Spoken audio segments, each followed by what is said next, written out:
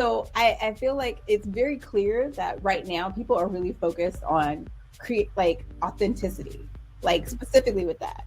But I understand, you do have to lean into what's happening. You can't stop where it's going. So, even though it's not positive, I think they're working on getting there. But I think that speaks to like what we still keep saying though anyway though is that brands have to adapt. You have to evolve. You have to get with the times. Like whether we like it or not, you can have an opinion on it. It's here to stay.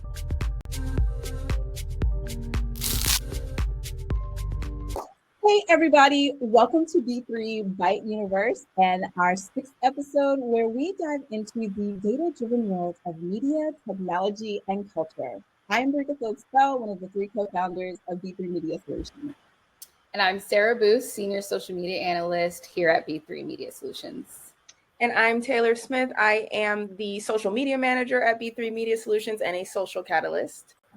And together we represent 3 generations, Gen X, Gen Y, and Gen Z, bringing you diverse perspectives to our analysis of digital trends and insights. And in each episode, we'll break down the latest in data, culture, tech, media, and sound bites that are shaping our digital landscape today. Once a month, we will bring you all the bites. So let's dive into our 6th episode of Bite Size. What do we have today, Taylor? What are we talking about?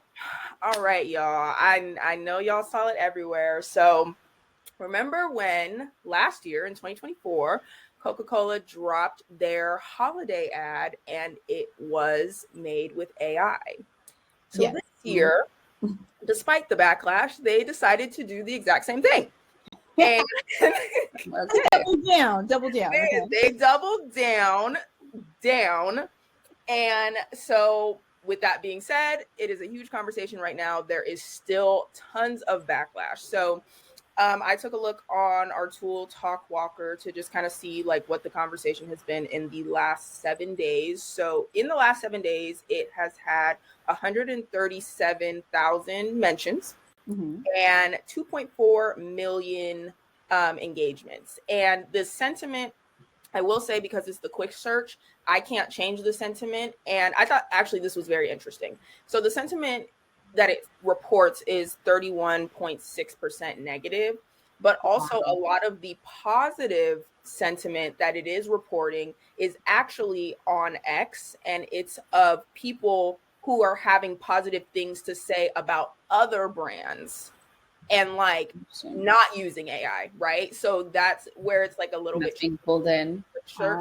But then to the other point, there's a lot of positive conversation happening about other brands in relation to this this ad. So the ad required 100 staff and it had 70,000 AI generated clips to make the ad. And of course, like I said, this was after the 2024 Christmas ad scandal. And so they sought out actually the same exact studio to do the job. So like a double down because they didn't actually even change a thing. And so we also kind of saw the main quote. There was a conference held kind of about, and the AI chief spoke, but the main quote that we got was, "We need to keep moving forward and pushing the envelope. The genie is out of the bottle and you're not going to put it back in." And that was in response to the AI backlash. So what are the thoughts? Dude, I just remember in the 80s, those classic Coke ads. They were awesome as a kid because you did have like the polar bear, you had Santa, they were real. And I can see why one tweet that we saw on X, the user called it janky, uncontrollable garbage. And then another called it ugly, lifeless slop. Yeah. So, I mean, I'm just seeing a number of people just like really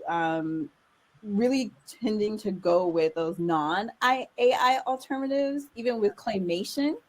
So I feel like it's very clear that right now people are really focused on create like authenticity, like specifically with that. But I understand, you do have to lean into what's happening. You can't stop where it's going. So, even though it's not positive, I think they're working on getting there. And they might, if they continue going down this avenue, they might make it there one day, but just not right now. Yeah, and I mean, I can speak for all of us. Like, we all are advocates of, you know, creativity, artistry, and like supporting the arts. Exactly, Right. Taylor. So it's like, on one hand, yes, I agree. Like, let's, you know, you gotta get with the times and kind of figure out how you can, you know, capitalize off what's happening, because it's not going anywhere. We know that it's already said and done. It's happening. It's here. So with that, how can, on the flip side, how can you as a brand or a creator or whoever you are, you know, use what's at our disposal to your advantage versus, I don't know, the latter. I feel Coca-Cola is a huge brand. Yeah. So people are looking at it already from a different lens of like, you guys have all this money and all these resources. Why not continue to support the people who have, you know, worked on your ads since the 80s and have done all these great and amazing things? Like, why use this fake, you know, generative creativity funnel just for the sake of using it? So I get both sides. But you know, to that point, it just goes to show that we need that human, you know, element behind the stuff that we put out, because it's like, people, I don't know how it's going to look, you know, at a year's time or 5 years or 10 years. But as of right now, people definitely are like not taking a liking to these AI created commercials, campaigns, or, you know, whatever you want to call it. So I think even as a creator, like, you know, you do feel a certain way, which is why like a lot of people in Hollywood are, you know, up in arms about it. You feel a certain way. I feel a way. You don't have, exactly. You know, you don't have actors, you don't have people that are actually in the ad. They use animals. So to their credit, the only person that they used was the Santa. Yeah. So to their credit, they only use one person. But the animals that they use, they even looked weird. Like, oh, they looked, yeah, it was so. But they did learn from last year. Right. Even if this was what the learning looked like. And I think to that point that you made, Sarah, as well, we a nod to Lead Hers. We actually just filmed a Lead Hers episode this morning. Check it out. And one of we do this industry crystal ball, and so just kind of we ask our guests, you know, what they think the future of the industry is going to look like. And she brought up a great point that was literally the exact same point that I was feeling was within this discussion, was that brands are definitely going to take a stance, and Coca-Cola is taking the stance. Like, they, even to the point we're saying, like, unfortunately, y'all, they really just said, who gonna check me, boo? Right. About their AI. I mean, truly, right? And so it's going to reach this point where it's going to be one or the other. People are going to either fully lean in and decide that that the cost efficiency and that the ease is going to be their main priority, or, you know, selling to the whole the hearts and the souls and the emotions of humans is going to be their ticket in. And I don't really know how that looks. I don't know what type of mini war that's going to start in media, and I don't know how many people really are that offended, because the last one of the things that the AI chief said was that their Coca-Cola ad 2024 was actually the most successful they'd ever seen. So I'm wondering what the measurement of success is there. They didn't really say. I'm wondering if the measurement of success is sales. I'm wondering if the measurement of success is, like, you know, impressions and exposure and things like that, because this is a conversation that we've had, and this is a point that I've always loved that Sarah made in one of the episodes we had. I think it was episode 4, was, is it doing well because it's uncanny, or is it doing well because people are resonating with it? And so I think that just continues to be the question, right? Of course, people are talking about it. It got, what did I say? It got 137,000 mentions in 7 days. Like, yeah, you know what I mean? Of course, people are having the discussion. So once it settles out, it will be interesting to see what the true sentiment about it is and whether it really does stop sales. Do you not buy a Coca-Cola because they did an AI ad? I don't know. But I don't know what our audience thinks. I mean, do you think AI ads, are they naughty or nice? That was my Christmas plug.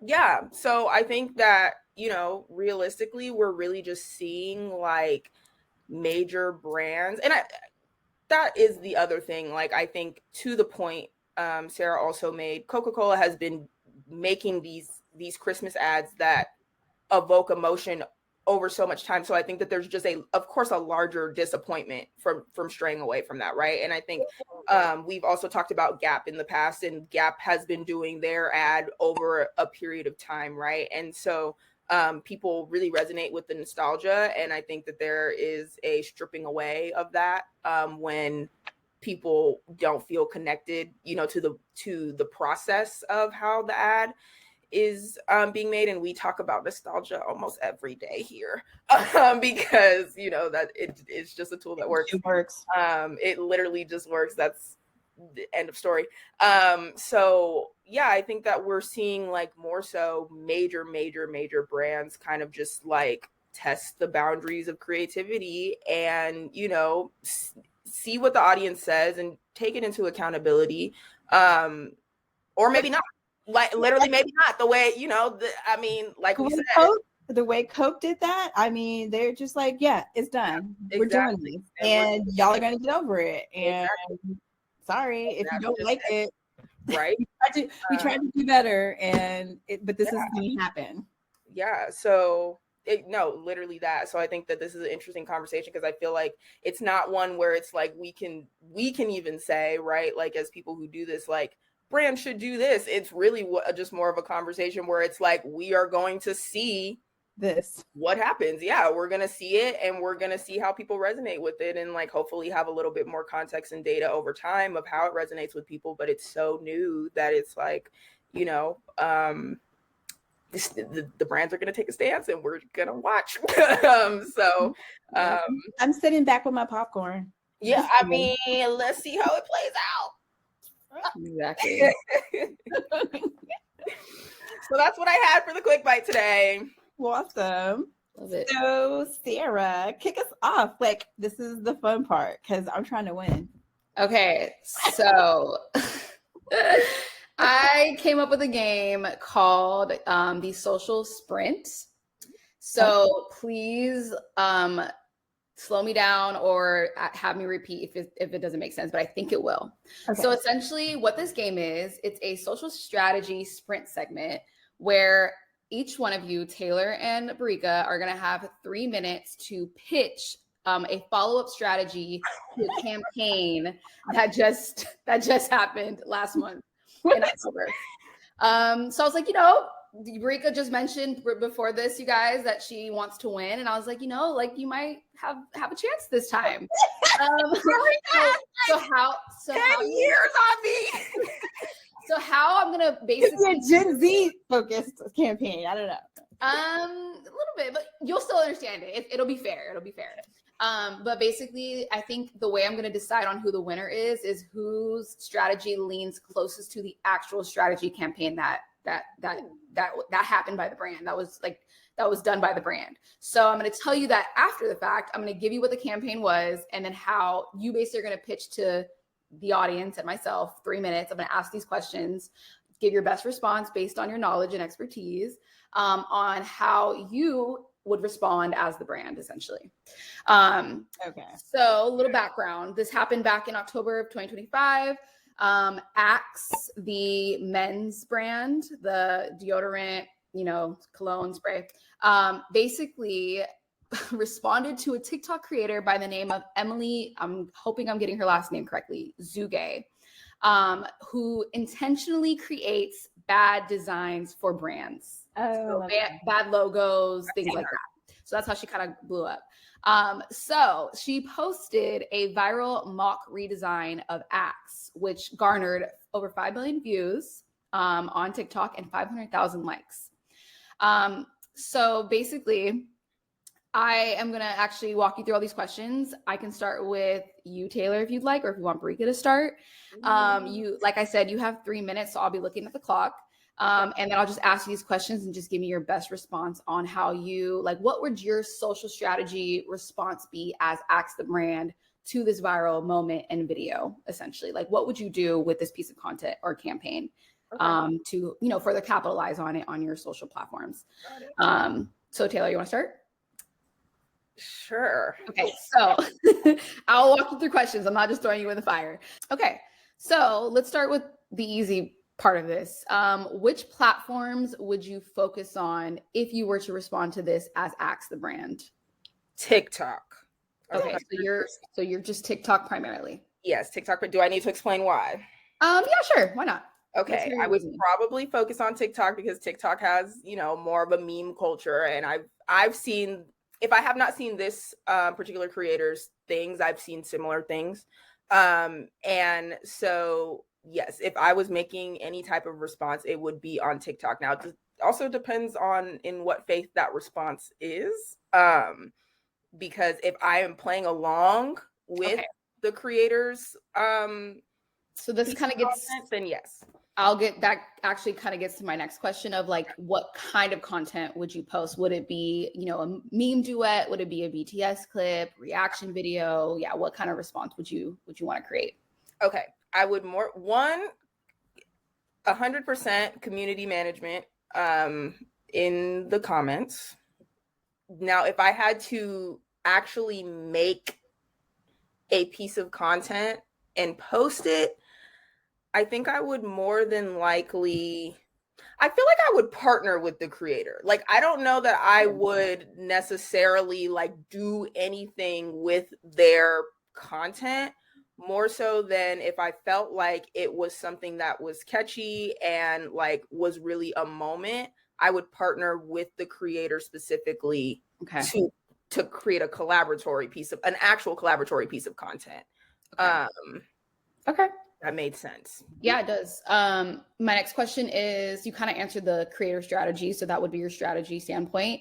What KPI focus or which data point would you focus on and track as the main KPI? Would it be engagement rate? Would it be UGC volume? Would it be sentiment, conversions? KPI, I would I think I would focus on conversions first and foremost, because if I'm putting my money into collaborating with a creator, I'm hoping on the paid ad. Okay. Yeah, it's going to convert to sales. But I think otherwise I would probably focus on sentiment. Okay. Just because you have like 1 more minute. Yeah. I'm talking a long time. Y'all know this. Okay. I would focus on sentiment because I think that the original like piece of creation or piece of ad or whatever is meant to evoke like funniness and like and like positivity. So so that's your goal, is to just kind of like build on that brand sentiment, that brand what's already happening. Yeah. Okay. I guess my last question is, what would be your creative hook? What's your one-line idea for a follow-up campaign? And that could tie back into the partnership that you would have with that creator. It obviously is not gonna be perfect, just whatever comes to mind.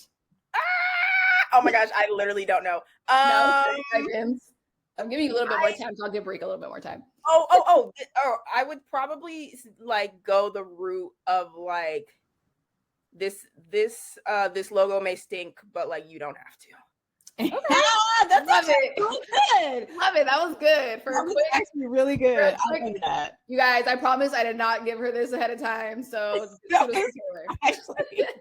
All right. Brika, is it hot in here? Brika, you're up next. We're gonna have to repeat these questions because I absolutely will. I do not expect you to remember it. So the first question was, as the brand Axe or the campaign manager, social media manager, what platform would you double down on next and why? So I definitely would have responded on TikTok because she's on TikTok, but I probably would have put it on other channels, particularly like just Instagram and X, just because it would be fun, maybe even Threads, because they can have fun play. I think I've seen brands like change their logo with her before because they will like use it as a takeover. So as Axe, I probably would like do something fun like that since she responded to me. Okay. So you kind of answered the second question of what type of content should they produce, they being Axe. UGC challenge, creator collab, live Q&A. No, I would definitely do Taylor is exactly dead on. I would have done a collaboration with her. I would have done I think I'll steal a page from how Spirit Halloween, that meme came about. Like they got into the conversation. So I would take, I would have created something like a limited drop with her, like with that information, because it just like, it would be funny and anybody who knew would know. And if you didn't know, then you'd be like, what is this horrible X? Like, still generate some conversation. Because it would also generate conversation. So like, not only am I collaborating with her, like we're going to sell a product together, we're going to use your marketing for it. And like that, I like how Spirit Halloween kind of took over that meme thing. I would do the same thing. Yeah, that was actually a really smart We strategy. got that. KPI focus. So what data point would you track as the main KPI? Engagement rate or sentiment, conversion? So for the content or for the influencer? Like I would say the campaign as a whole. So maybe like the content itself. Yeah. Like if you were to get into a partnership with her at that point, what would be the main KPI that you would want to track as far as? If it was sales, I would be tracking like how much she was able to drive sales. Based on what your decision was. So you just said you want to do like a paid collab post with her. If I was doing a paid collab post with her, it would definitely be like sentiment and engagements. Only because I want to know what people like, how people are responding to this. And I also want to know how many people are responding to this. Yeah. Okay, great. And last question, what is your creative hook, one-line idea for a follow-up campaign if you were to see this? You have 30 seconds.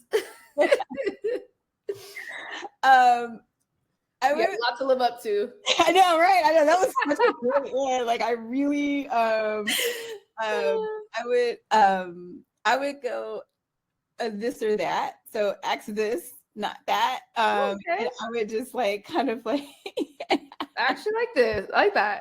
I was like, that would be my creative. Perfect.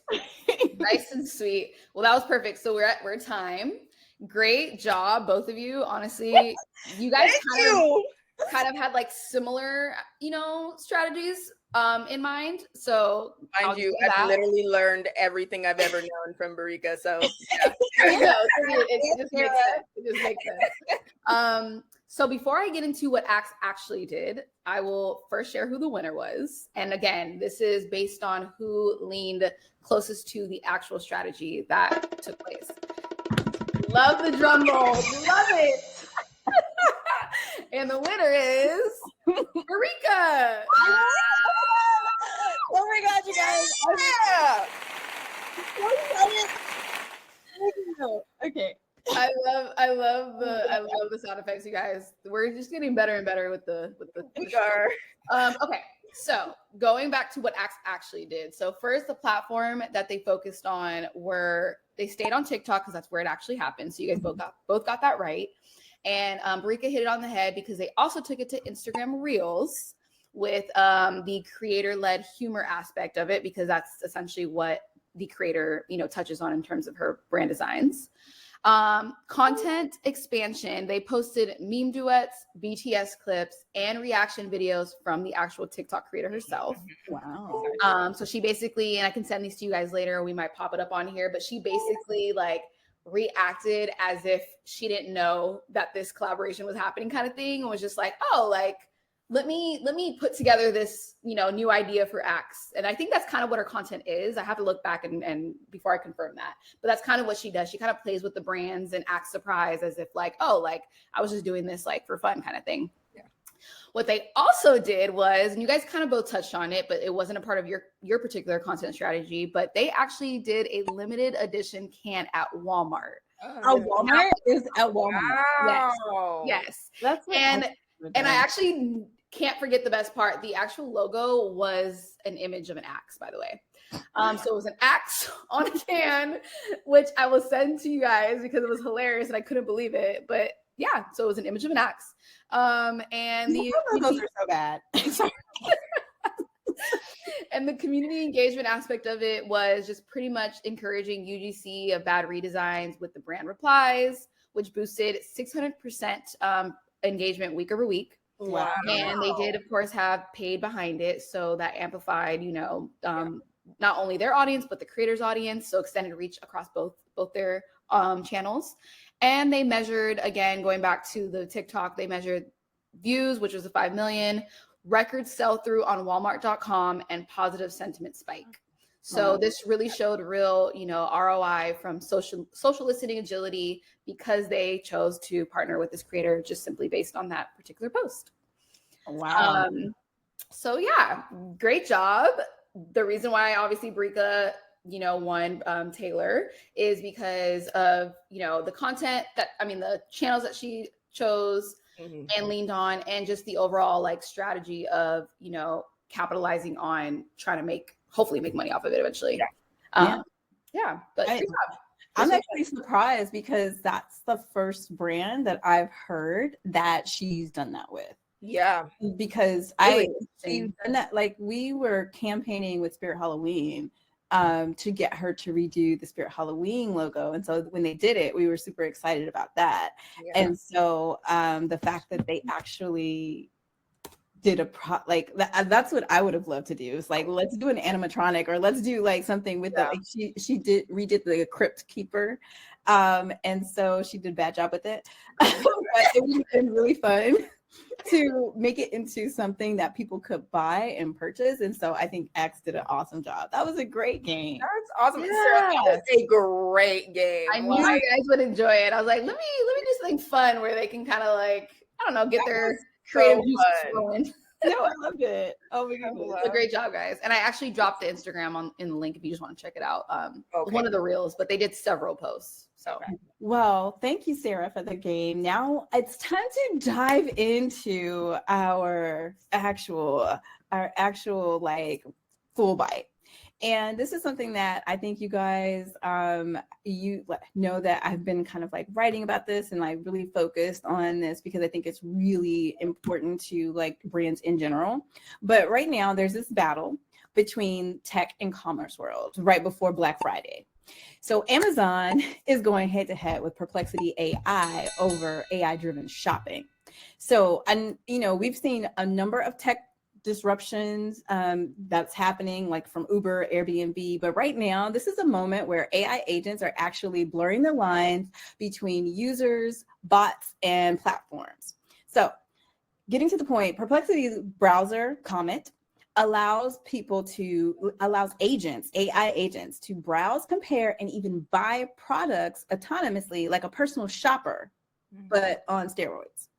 So Amazon is no, I'm not having that. We need receipts. So they have sued Perplexity this week and said that they are violating terms by covertly accessing customer accounts and disguising AI activity as human browsing. But Perplexity is pushing back and they call it bullying, saying that it's just innovative agentic AI that are helping users to shop efficiently. So from your perspective, how do you see that this is blurring the boundaries of affecting traditional customer journey that Amazon controls? I think it's just that Amazon typically controls this space, right? Yeah. And it was funny, around just the they have, and clearly they have a monopoly on this space. I literally was telling Cameron, when we were ordering our Halloween stuff, and we were working with our client and talking about obsession and how people are obsessed with instant gratification, and that's why they Amazon, I was telling her, I was like, I think it's crazy that like nobody else can even really penetrate this space. And I think Perplexity penetrated the space. Yep. And fight back. So yeah, so I think that's interesting. I think I don't know what it looks like. Brika, you're gonna have to enlighten me a little bit more. No, I mean, shopping. So what's happening? Look like. So what's happening is the AI doesn't just suggest, but it acts on your behalf. So it's negotiating and then purchasing on your behalf. Wow. So it's like, for instance, if you're doing a Black Friday, if you want to like shop around and you don't want to do anything, I can just set a Perplexity agent, which relies on scrape data. Right. And it will do all of my negotiating, shopping, and find me the best places. But that is something that Amazon says violates it's fraud statutes. So this could lead to like a walled garden where Amazon could actually block independent AI systems so that they can protect their ecosystem. Got it. And I don't know, like how, like one of the things that I want to do is like see how customers feel. Are they talking about it? Like I haven't bought anything through that way. Have like either of you guys like bought something through AI yet? No, I think that's gonna be interesting on its own. I think Amazon, like I guess I get what Amazon's saying in the fact that they rely on like people wanting to like spend time on the app to spend time on their app, to search, to look at the suggestions and look at the suggestions again and look at the suggestions of those suggestions. I know this because this is my experience. I be on Amazon. And so if I guess I hear what they're saying in the fact that completely disrupts their user journey. Yeah, I mean, I don't have to go to Amazon. I can just go to OpenAI or Perplexity. So even look at the partnership that Walmart has. You know, they have integrated ChatGPT into the browsing and buying directly, which is really a collaboration and very user friendly. And I don't have to go to the Walmart. I can just say, hey, I'm looking for Kleenex and I like the cheapest one, and they would serve me whatever. Yeah. And that's why I wrote the article. So I will plug my article because it's called The Great Funnel Collapse. And I really talk about how OpenAI's features like the instant checkout are collapsing the funnel. So instead of you having to go through all of these steps, I go to one place, ask my question, and it pulls up all of this information. And Amazon and this Perplexity fight is just a text case for autonomy on the internet. If AI agents will serve users friendly, or will platforms like Amazon begin to wall them off so they can control their revenue? I don't know. Sarah, what do you think that brands can learn about coexisting with these like AI agents? I mean, I think, and I might be totally out of pocket. I don't know if this even ties. Maybe it does, and you'll let me know, Brika, because I feel like you're more well-versed right now with AI and like social listening.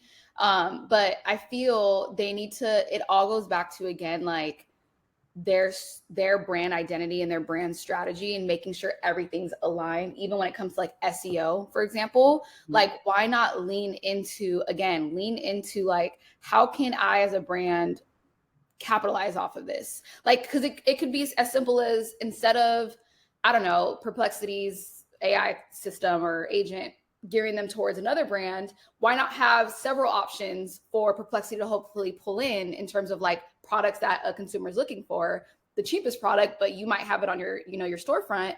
But the only way I think that the tool, and I don't know how the tool works, and maybe you can like speak to that a little bit more, Brika, but and the tool can, essentially pull in that data, because on the back end, their SEO is up to date, or their social content is up to date. And like, they're using keywords that basically can allow the system and algorithm to, flag and bring up to the forefront in the searches. So I don't think, go ahead. No, I think you're right in that the brands really do have to embrace it, because especially if Perplexity wins this case, like they are now proving the case for it to be okay, but they are doing something where they're scraping. and that does violate Amazon's terms. So rather than doing something that I feel would hurt loses trust in consumers, like working with them, like if they would have had a collaboration maybe and actually work together, it might be something that would add to their business versus like take away from their business. But on the flip side of that, I think that Amazon likes having you on their website. Like the longer that you're there, the more likely you're going to buy something. They want you to browse through all of the things. This really cuts them out, and that time that you spend on their website down to a minimum because you just went there to get what you want. It's like, y'all know, you go to Marshall's, TJ Maxx, like, you know, that line all the way up to the, like, they have all these things. Amazon is like that to me. And you just hit it on the head too of like, because I know Amazon has their own AI capabilities. I think it's called Rufus AI. I know because I use it sometimes, but not for shopping purposes, but like to find things on the mobile platform that I just can't find easily. So maybe that's something to speak to, but they could, you know, like you said, partner with Perplexity or something and integrate something that is, you know, just more conducive, that helps the consumer, but also helps their brand. Because if their goal is, which I agree with you, is to keep the consumer on the platform or app for as long as they would like, then you know, connect or partner with a company that these consumers are actually like using, if that's actually the use case and if that's actually true, which sounds like it is if they're, you know, having a lawsuit against them. But I agree with that. I mean, even if they do end up losing and Amazon ends up winning, because I don't know like what that's looking like so far, it might be too early to even predict. I just still don't think that it's going to go away. I think they're going to have more the new set of problems that they're going to have to deal with and combat. So it's like, why not rethink how to deal with that? So yeah, 100%. I fully agree with you on that, Sarah. And I think it's the partnering allows for them to control it in a way. For example, very small example, ChatGPT. Use ChatGPT. It's going to keep suggesting things to you to keep you on the platform. Right. You may, you know, if you're one done, you just got what you needed, that's fine. But it's gonna say, do you want me to do this? Do you want me to do that? Do you want me to do that? And I think that Amazon, unfortunately, is missing an opportunity to, even if there's a way to integrate having somebody on the platform for longer, even in a way like that, they're missing that, because it's like you said, Sarah, it's not going to go away. More cases are going to come up. A different company is going to do the same thing because they just didn't see them. You know, so I definitely agree that I think that if they were to lean into partnering, that they would have a little bit more control and maybe find like a balance for what the things that they're looking for. Because I also agree. I mean, obviously you want people on your platform for long enough. That is like the algorithm of most platforms, regardless of whether it's social media, Amazon, chat, like that's, people want you to use the platform, right? I also think it's really interesting that, and maybe I'm getting ahead of myself, but I think it's really interesting in today's episode, we in the first half we were like, ooh, y'all gonna lean into AI, and then in the second half we were like, y'all better lean into AI. But that, you know, that's actually funny and true. But I think that speaks to like what we still keep saying though anyway, though, is that brands have to adapt. You have to evolve. You have to get with the times. Like whether we like it or not, you can have an opinion on it. It's here to stay. How can you capitalize off of it? I think that's like the biggest, like, you know, I think brands actually should really begin testing like hybrid, and that's kind of what Coca-Cola to me is doing, and some of the other brands that are doing it. So like Walmart integrating AI, they still have human oversight for like high stake purchases, like very profile, but brands will need to really start using social listening to kind of monitor tech trust narratives.